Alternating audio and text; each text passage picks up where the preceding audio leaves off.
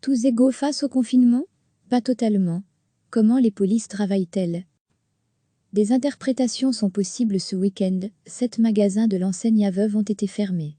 7 sur les 250 que compte le groupe chez nous. Pourquoi? Parce que ces magasins procurent de l'alimentation pour animaux. À ce titre, ces magasins peuvent demeurer ouverts. Mais l'enseigne délivre également des articles qui ne sont pas de première nécessité. En théorie, le parti non alimentaire de ces commerces doit être rendu inaccessible. C'est sans doute cela qui a amené les forces de l'ordre à imposer la fermeture de ces commerces, principalement dans le Brabant wallon. Comment les polices locales travaillent-elles pour faire respecter les mesures de confinement? Elles se basent sur les arrêtés ministériels. Légalement, ce qu'annonce la Première ministre, Sophie Wilm, lors de ses allocutions, n'est applicable que si cela est traduit à travers un arrêté ministériel.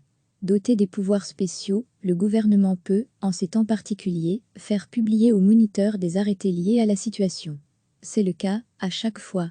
Mais les mesures décrites dans les arrêtés ministériels, qui suivent les annonces de la Première ministre, sont très générales. Beaucoup de situations peuvent être sujettes à interprétation. D'une zone de police à une autre, vous ne serez pas sanctionné de la même manière. L'arrêté ministériel permet d'aller faire des courses. Rien n'impose par contre d'aller faire ses courses au plus près de chez soi. Si vous voulez aller faire vos courses à Knock, alors que vous vivez à Arlon, selon les règles légales, rien ne vous en empêche. À part votre sens de la responsabilité. Rendre visite à sa maman qui est seule, mais qui est approvisionnée par le voisin qui fait ses courses. Interdit? Mais le policier entendra l'argument, sans doute.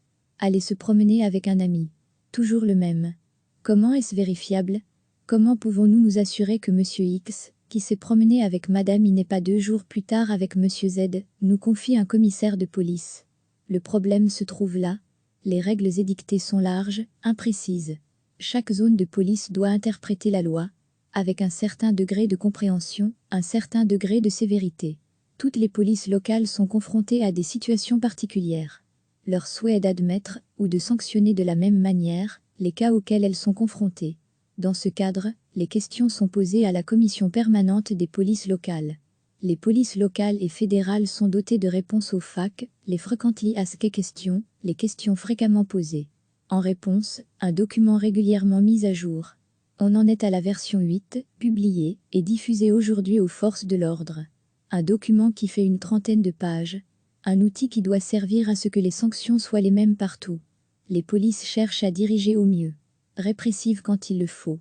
Didactiques quand elles le peuvent encore. Mais elles n'ont à cœur que de répéter la règle unique, restez chez vous et prenez soin de vous. Recevez chaque matin l'essentiel de l'actualité. Ce week-end, 7 magasins de l'enseigne Aveuve ont été fermés. 7 sur les 250 que compte le groupe chez nous. Pourquoi? Parce que ces magasins procurent de l'alimentation pour animaux. À ce titre, ces magasins peuvent demeurer ouverts. Mais l'enseigne délivre également des articles qui ne sont pas de première nécessité. En théorie, le parti non alimentaire de ces commerces doit être rendu inaccessible. C'est sans doute cela qui a amené les forces de l'ordre à imposer la fermeture de ces commerces, principalement dans le Brabant wallon. Des interprétations sont possibles. Comment les polices locales travaillent-elles pour faire respecter les mesures de confinement? Elles se basent sur les arrêtés ministériels. Légalement, ce qu'annonce la Première ministre, Sophie Wilm, lors de ses allocutions, n'est applicable que si cela est traduit à travers un arrêté ministériel. Doté des pouvoirs spéciaux, le gouvernement peut, en ces temps particuliers, faire publier au moniteur des arrêtés liés à la situation. C'est le cas, à chaque fois. Mais les mesures décrites dans les arrêtés ministériels, qui suivent les annonces de la Première ministre, sont très générales. Beaucoup de situations peuvent être sujettes à interprétation. D'une zone de police à une autre, vous ne serez pas sanctionné de la même manière. Que peut-on faire ou pas? L'arrêté ministériel permet d'aller faire des courses. Rien n'impose par contre d'aller faire ses courses au plus près de chez soi. Si vous voulez aller faire vos courses à Knock, alors que vous vivez à Arlon, selon les règles légales, rien ne vous en empêche. À part votre sens de la responsabilité. Rendre visite à sa maman qui est seule, mais qui est approvisionnée par le voisin qui fait ses courses. Interdit? Mais le policier entendra l'argument, sans doute. Aller se promener avec un ami. Toujours le même. Comment est-ce vérifiable?